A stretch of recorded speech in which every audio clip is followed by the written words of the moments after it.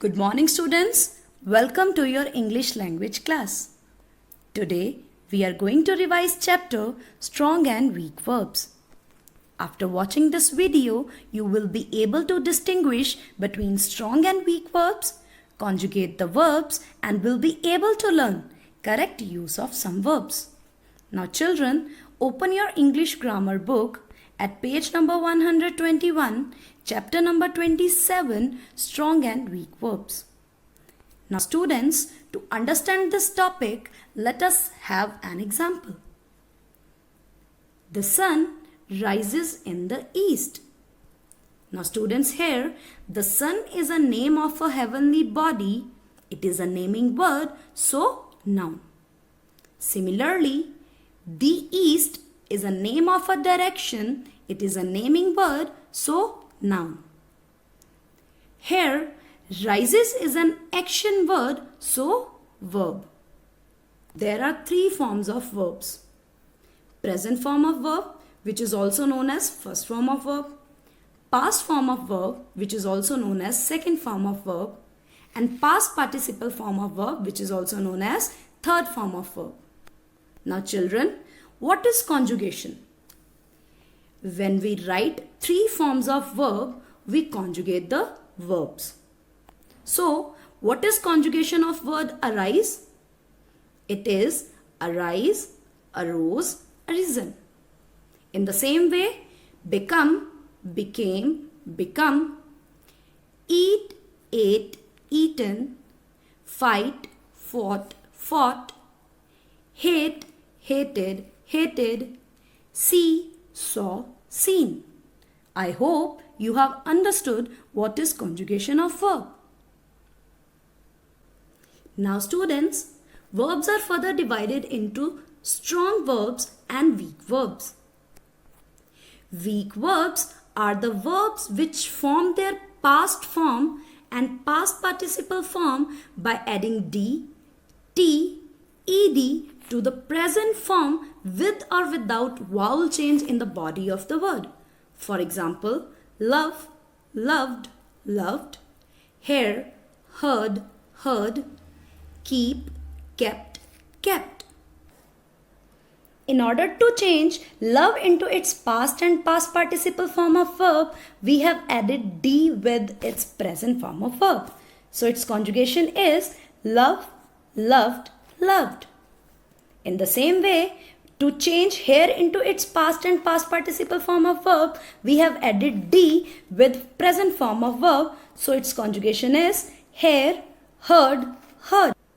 In the same way, to change keep into its past and past participle form of verb, we have added t with present form of verb. So its conjugation is keep, kept, kept. Now students, let us read the list of weak verbs. Read it carefully and revise it thoroughly. Bereave. Students, bereave means be deprived of a close relation or friend through death. And its past and past participle form are bereft, bereft. Similarly, beseech means ask urgently to do something. Besought, besought. Bleed. Bleed means to lose blood. Bled, bled. Breed. Breed means to reproduce. Bred, bred. Bring. Bring means to take or go with someone or something to a place. Brought, brought. Build. Build means to construct. Built, built. Burn.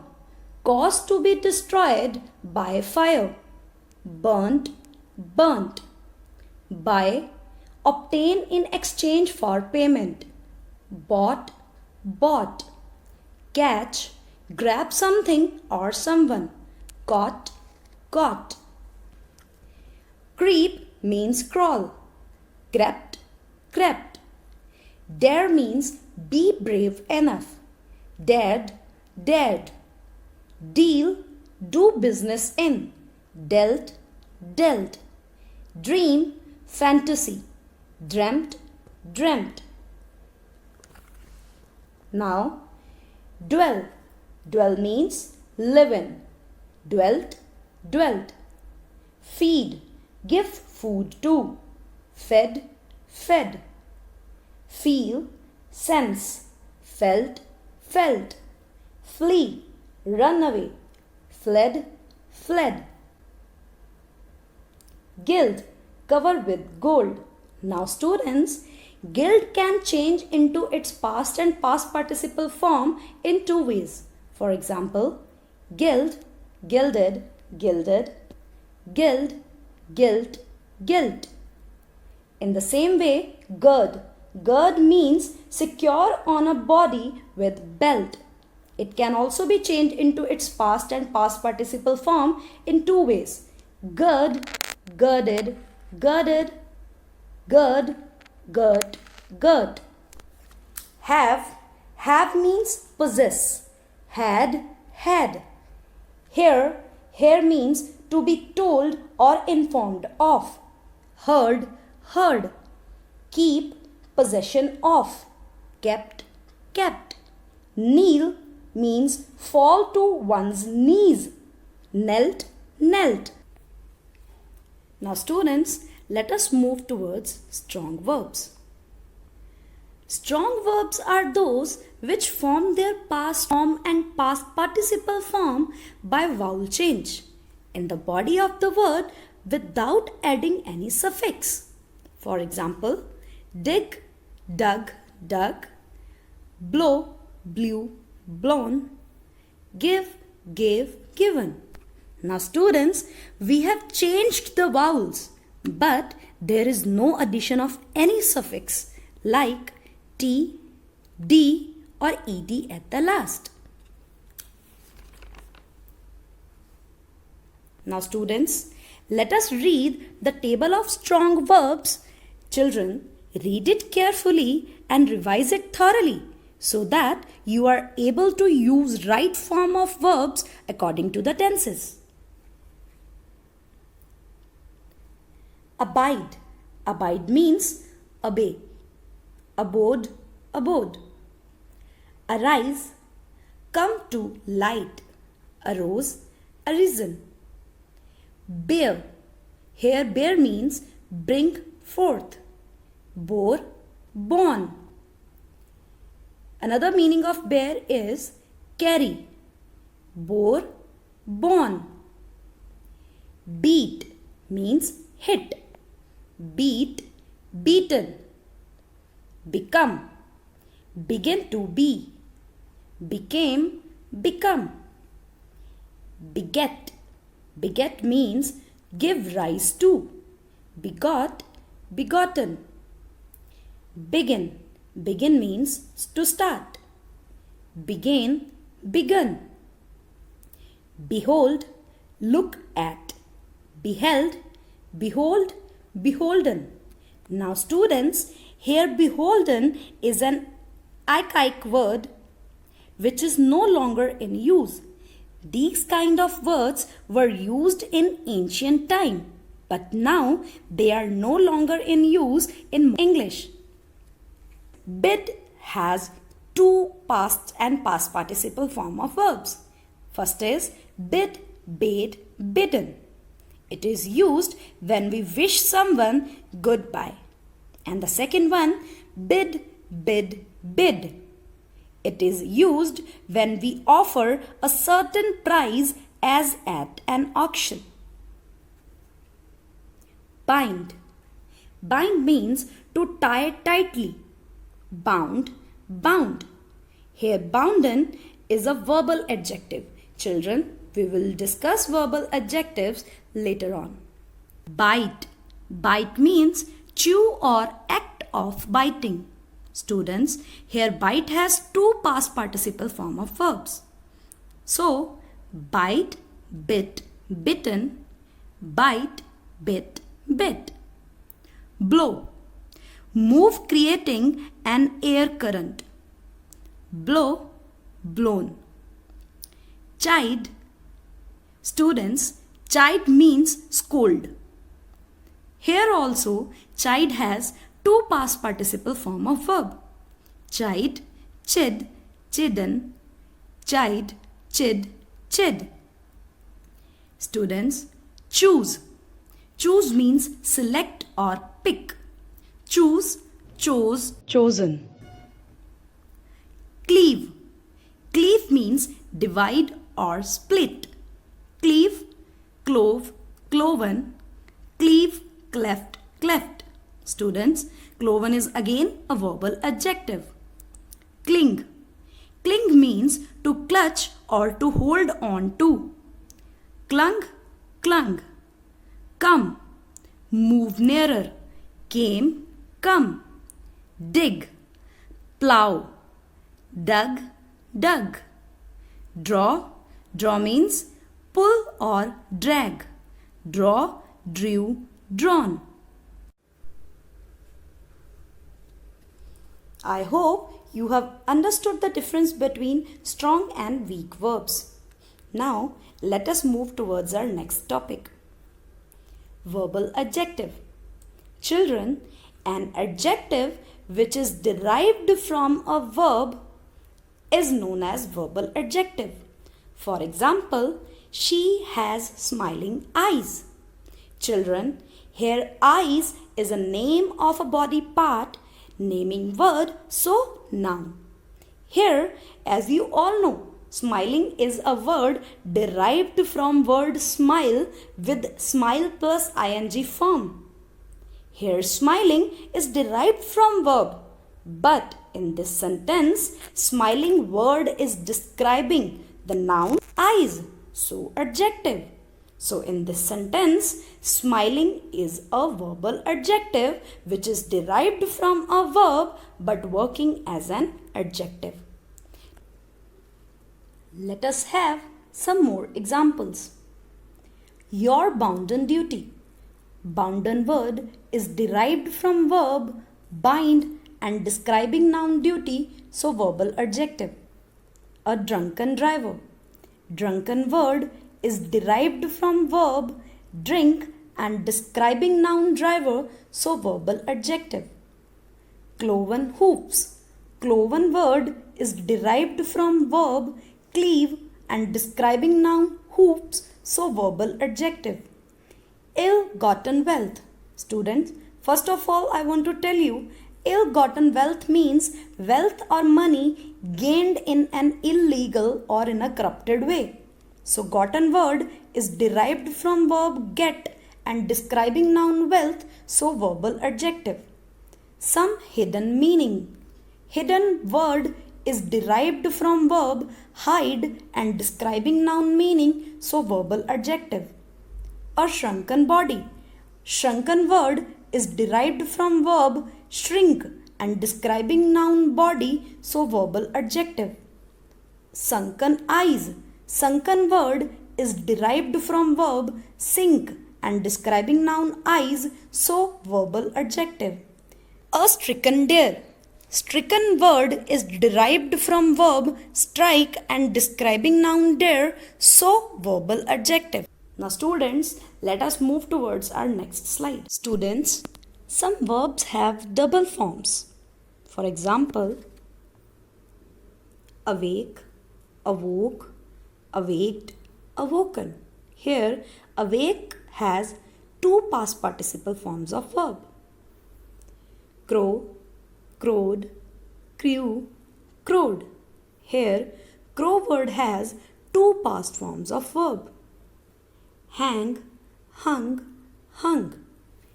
Students, when we use past and past participle form of hang as hung, it means to put something on wall. For example, the picture is hung on the wall. Hang, to hang a person. When we are using past and past participle form of hang as hanged, it means we are referring to someone being sentenced to death via hanging. For example, the prisoner was hanged to death. Lie. Here lie means to recline in a comfortable position, and its past and past participle forms are lay and lain. But if lie means to speak falsely, its past and past participles are lied, lied. In the same way, wake, woke, woken, wake, waked, waked.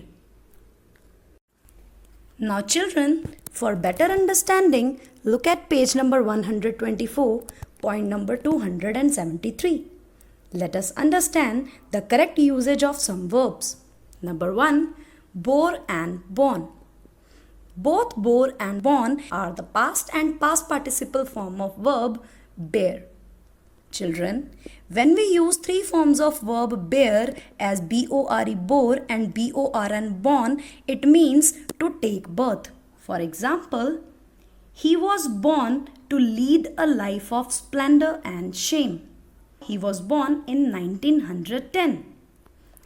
In the same way, when we use three forms of bear as bear bear, bore bore and borne born, it means carried away. For example, the prize was borne away by a young lad of 15. The load was borne by the ass with great difficulty. Number 2, hanged and hung. Both are the past and past participle form of verb hang. When we use hang, hung, hung, that means to put on a wall. For example, they hung the picture on the wall. The pictures were hung by them on the wall. But if we say hang, hanged, hanged, it is used when we are referring to someone being sentenced to death via hanging. For example, they hanged the criminal. The murderer was hanged. Lie, lay. To lay means to put or place something down, and to lie means to rest. For example, please lay the table. That means place or arrange the things to be used while eating meal. The servant laid the table. That means servant had arranged all the things that are needed while eating food. The hen has laid 5 eggs. Here, laid means the hen has produced 5 eggs. Slowly and sadly we laid him down.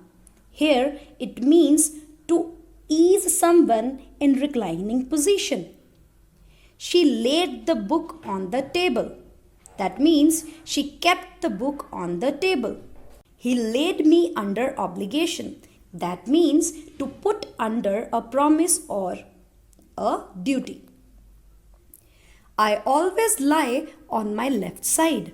It means I always recline on my left side.